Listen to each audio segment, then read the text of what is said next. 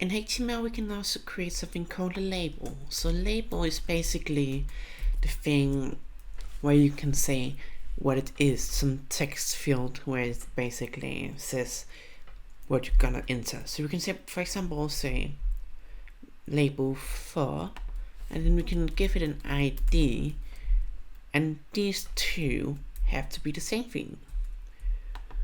So what I do now is I actually click on Alt, and then I just click, and I have both of these fields, and I can type in at the same time.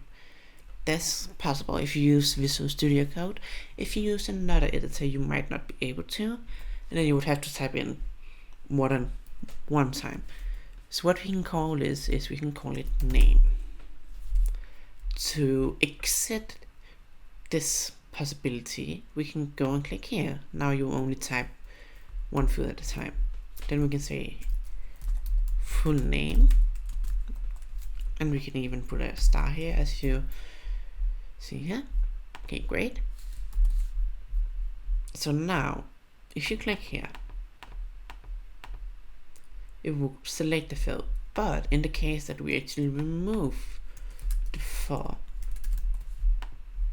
element, nothing happens because it doesn't know which element to select.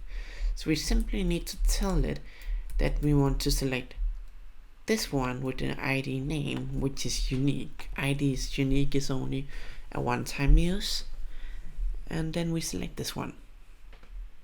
So that's it for this video. See you in the next one.